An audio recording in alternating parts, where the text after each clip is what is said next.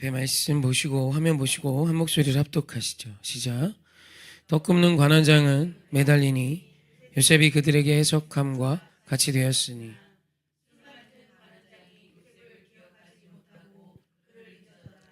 아멘.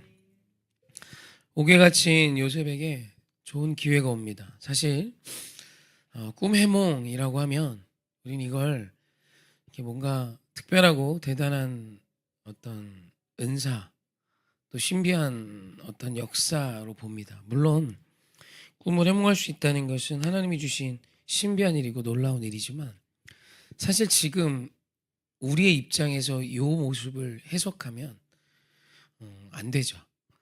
요셉의 때에 애굽 시대, 그 이후 바벨론, 페르시아 이때도 마찬가지지만, 그때 있어 최고의 학문은 점치는 것이었습니다. 학문이었어요, 학문. 지금은 우리가 내일에 대한 어떤 예견, 예측을 어떤 통계학이나 여러 전문가들이 각자 자신의 어떤 지식의 뿌리를 둔 여러 조사들을 가지고, 또 역사적인 어떤 기록들을 가지고 뭔가 논리적으로 과학적으로 어떤 예측을 한다면, 과거의 예측은 이런 식이 아닌 점성술이나 점을 치는 것으로 봤죠. 그리고 그것이 정식적으로 학문이었습니다. 그래서 다니엘이 바벨론의 포로로 끌려갔을 때 배웠던 바벨론의 학문은 대부분 점치는 거였어요. 왜냐하면 각 나라의 모든 관원들, 특히 강료들, 어떤 나라의 많은 것들을 치리해야 하는 사람들에게 있어 내일에 대한 예측은 어느 시대나 어떤 시대나 막론하고 제일 중요했던 것이다 라고 말할 수 있죠. 근데 이제 그 내일에 대한 예측, 어떤 내일에 대한 예견을 어느 것을 근거로 하느냐, 이것이 이제 시대마다 각 시대마다 한계성이 있었고, 지금은 우리가 과학이나 여러 가지 통계학을 가지고 내고 있죠. 지금 다니엘이 했던 이 꿈 해몽은 단순히 우리가 어제 꾼 꿈을 목사님 이 꿈이 무슨 의미예요 하고 해서 맞추는 정도의 이야기로 이해하시면 큰 오해입니다. 내가 오늘 꿈을 꿨는데 개 꿈인지 돼지 꿈인지 좀 들어봐, 이런 수준이 아니라는 거예요. 그냥 그렇게 해서 복권이나 한 장 사서 이런 게 아니라, 이런 걸 가지고 나라의 내일을 예측했단 말이에요. 실제로 그때 그 당시에는 어찌 보면 이런 거에 집중했기 때문에 굉장히 우리로서는 이해할 수 없는 상당한 어떤 예측들이 가능했었고, 또 특별히 별자리나 또 이제 점을 치며 동물의 내장을 꺼내보고 거기 어떤 현상을 보면서 예측하는 일들이 꽤 신빙성 있게 맞았다고 해요. 무엇보다 그 일을 하는 사람은 목숨 걸고 하는 겁니다. 그냥 단순히 왕이 점쳐서 틀렸네 이렇게 너 영어마다 이런 수준이 아니라 목이 떨어져요. 목이 떨어집니다. 그러니까 꿈 해몽을 하는 것, 이런 거 앞에 생명을 걸고 이들이 나름의 어떤, 이것도 통계죠. 수많은 사람들이 꾼 꿈들을 모아오고 수집해서 이런 꿈은 이렇더라, 이런 꿈은 이렇더라라는 게 나름의 통계학으로 잡혀 있어서 그런 것들을 가르쳤던 겁니다. 근데 요셉이 그걸 했어요. 물론 은사적인 부분이 있었던 것 같아요. 하나님이 그 꿈이 어떤 것인지 하나님의 지혜로 요셉에게 가르쳐 주신 거죠.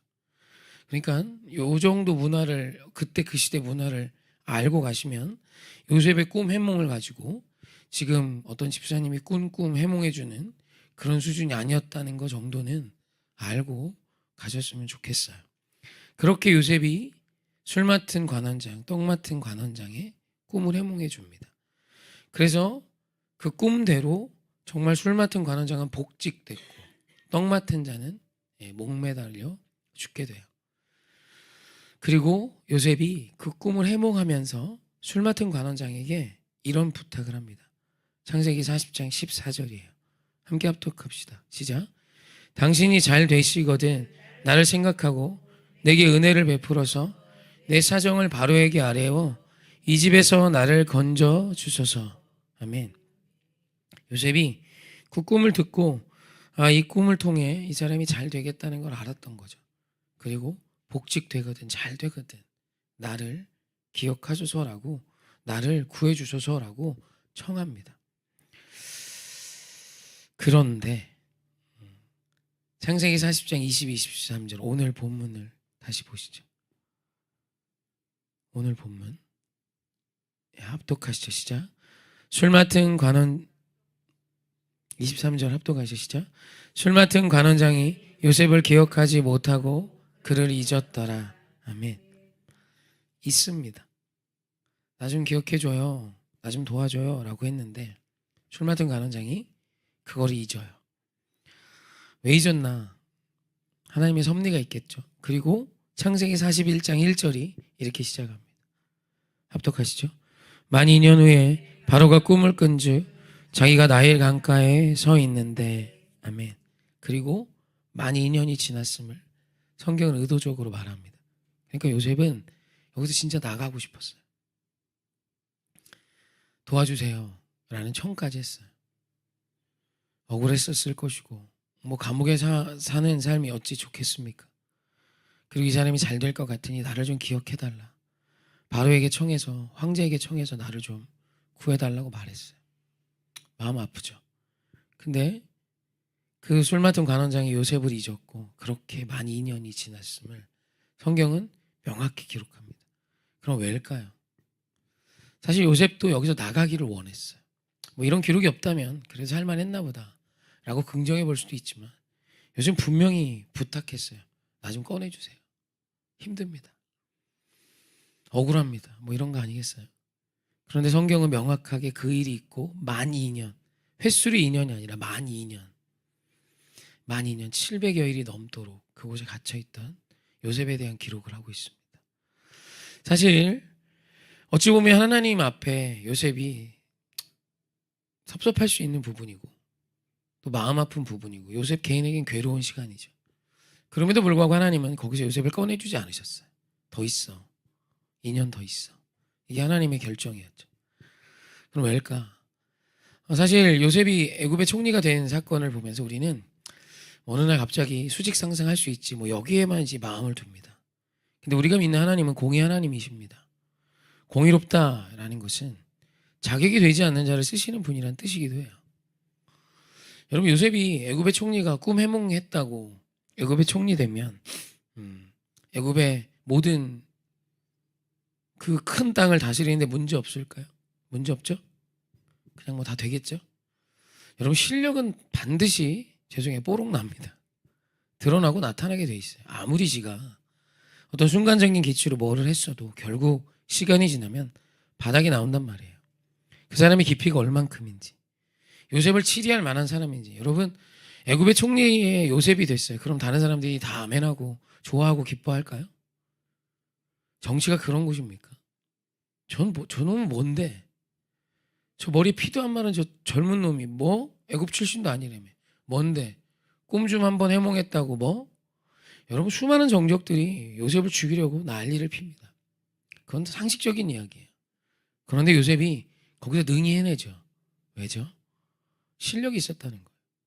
그럼 여러분 요셉이 어디서 애굽의 정치를 배웁니까?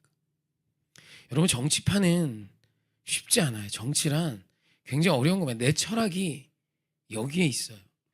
근데 내 철학과 다른 사람과 손을 잡아서 어떤 권력을 가져야 되는 그런 문제가 있는 것이 정치판이에요. 정치적인 해석이다라는 것을 우리는 뭐 나쁘게 볼 수 있습니다. 자신의 신조, 자신의 가치가 이건데 이것과 다른 사람과 손을 잡을 수 있는 게 정치예요. 왜냐하면 내가 아무리 좋은 가치관을 갖고 있고 이 나라를 위해서 어떤 능력이 있다 할지라도 권력을 갖고 오지 못하면 못하죠. 그래서 정치적인 판단을 했다라는 건 지금 나와 생각이 다르지만 그와 함께하기로 결정했다는 뜻이에요. 그래서 여러 이야기들이 있죠. 정치판을 보면서 많은 사람들이 화도 내고 뭐 이러는데 정치는 그럽니다. 안 그러면 뭐합니까? 나 혼자 내가 혼자 막 내 뜻을 아무리 펼친다고 한들 누구도 나에게 표를 주지 않아요. 내가 당선되지도 않고 내가 권력을 갖지도 못해요. 그럼 그냥 허무맹랑한 이야기의 끝입니다. 그러니 정치적인 결정을 하는 거예요. 나에게 힘을 줄 수 있는 사람, 저 사람이 지지세가 있는 사람들과 결탁도 하고 뭐 이렇게 손도 잡고 하면서 결국은 권력을 갖고 올 수 있는 선택을 하는 것이죠. 그래서 정치판은 쉽지 않습니다. 내 고집으로, 내 철학대로 될까? 그건 꿈 같은 이야기고 정치는 그렇게 되지 않습니다. 여러분, 애굽의 정치판 한복판에 저 젊은 요셉이 들어갔어요. 좋은 날이니까 저는 감옥의 제 생활보다 더 힘들었을 거라고 생각합니다.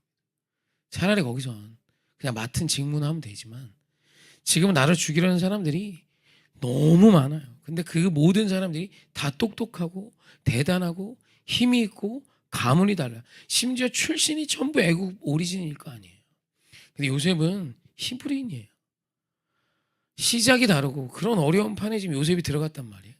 애굽의 총리라고 정말 대단하고 높은 자리에 올라갔어도 여러분, 국가가 크면 클수록 기준이 있습니다. 그래서 이후에 이제 모세가 사람을 죽이고 도망가죠. 여러분, 그 시대도 왕이어도 사람이 죽으면 대가를 지불할 수 있는 기준이 있었기 때문에 그래도 힘 있는 나라가 될 수 있는 거예요. 황제 마음대로 모든 게 다 됐다면 힘이 있을 수 있을까? 아니죠. 공감을 할 수 있어야죠. 그래서 요셉이 아무리 총리여도 내 마음대로 내 뜻대로 할 수 있는 곳, 그런 곳은 없습니다. 결국은 인간은 내 뜻 내 마음대로 할 수 있는 인간은 누구도 없어요. 내가 억만금을 갖고 있어도 내 뜻 같지 않은 게 인생이고, 그런 요셉이 총리가 되었어요. 실력이 없다면 걔는 죽었습니다. 근데 하나님께서 만 2년이라는 시간 동안 보디발 장군 그 가문 안에 있는 감옥에 둬요. 왜죠? 바로의 사람들이 잡혀오는 곳이에요. 바로의 사람들이 누굽니까? 애굽을 이끄는 정치인들이에요. 그래서 요셉이 갇힌 그 감옥을 정치범 수용소라고 표현을 하는 이유는 거기에 바로의 사람들이 왔기 때문입니다. 애굽의 정치판을 2년 동안 초속성으로 배운 거예요. 애굽이 이렇게 도는구나. 누가 누구와 연관이 있고, 저 사람이 누구와 친하며, 저 사람이 누구와 함께하고 있구나. 또 저 사람이 어떻게 하려 하는구나를 그 감옥에 잡혀온 정치인들이 얼마나 많이 요셉과 함께하며 이야기했겠어요. 요셉은 애굽의 모든 걸 꿰뚫어 보고 있었습니다. 하나님이 만 2년이란 이 시간이 요셉 입장에서 아주 짧은 시선에서 보면 섭섭하고 괴로운 시간이었지만 이 시간이 없었으면 요셉은 죽었어요. 그냥 애굽의 총리 조금 하다가 밀려 내려오는 게 아니라 죽었습니다. 하나님은 이 요셉을 통해 하나님의 나라도 이루셔야 했지만 하나님은 이 요셉이 그곳에서 비참하게 죽는 걸 원치 않으셨던 겁니다. 그 시간이 있었기에 요셉은 승리할 수 있었던 것이죠. 사랑하는 성도님, 그래서 그리스도인에게 어제는 만남에 대해 얘기했어요. 하나님이 오늘 우리에게 주신 만남임을 믿는 것이 믿음입니다. 허튼 만남이 없어요. 원수 같은 사람이어도 예수 안에 거룩한 복이 되게 하시는 분이 우리 하나님이심을 믿으십시오. 또한 오늘은 시간과 사건에 대한 이야기. 여러분, 그리스도인에게 허튼 시간은 없어요. 오늘 우리에게 찾아온 좋지 못한 시간이어도 이 시간 앞에 성실하십시오. 이 시간 앞에 아름다우십시오. 이 모든 시간이 더하여 하나님이 원하시는 놀라운 일을 이룰 수 있는 준비가 되는 시간임을 믿으셔야 합니다. 우리는 알지도 못한 한치 앞도 모르잖아요. 내가 언제 죽을지도 모르고 내가 한 시간 뒤에 무슨 일을 하고 있을지도 모르는 게 우리 인생이면서 오늘 내가 느끼는 내 판단, 내 생각이 진짜 가장 옳은 것인 줄 착각할 때가 너무 많아요.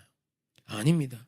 오늘 나에게 찾아온 고난의 시간을 통해 하나님은 선을 이루시는 분임을 믿으셔야 돼요. 옳지 못한 어떤 사람, 정말 내 인생에 원치 않았던 만남을 통해서도 옥에서 만난 그 두 사람을 통해 하나님은 기적을 이루셨어요. 그렇다면 우리의 믿음이 어때야 할까요? 오늘 우리의 인생에 찾아온 여러분의 좋지 않음, 내 눈에 보기에 원치 않음, 내 삶에 있어 정말 괴로운 어떤 일까지도 하나님께서 선이 되게 하심을 믿고 우리가 해야 하는 것은 그 과정을 하나님과 함께 잘 살아가십시오. 괴로울 수 있습니다. 만 2년이 요셉에게 어찌 좋은 시간이었겠습니까? 나 좀 여기서 꺼내줘요. 나가서 잘 되거든. 나 꼭 기억해줘요. 라고 부탁했던 그 젊은 요셉이 어찌 그곳에서 시간이 좋기만 했겠습니까? 괴로웠고 힘든 시간도 있었지만 요셉은 그 시간을 건실히 보냈고 그 만 2년이란 시간을 통해 하나님은 그를 준비시키셔서 애굽의 총리의 자리에서도 능히 살아남은 뿐 아니라 애굽을 치리하며 그 땅의 수많은 사람들을 살릴 수 있는 지혜자로 그를 준비시켰던 것입니다. 우리의 몫은 다른 게 아니에요. 나에게 주신 이 과정을 아름답게 사십시오. 감사하며 찬양하며 아는 체하며 살지 마시고 오늘 내게 주신 이 모든 날들이 하나님의 선한 계획 속에 있음을 믿고 아름답고 건실히 살아내는 저와 여러분에게 주님의 이름으로 축원합니다.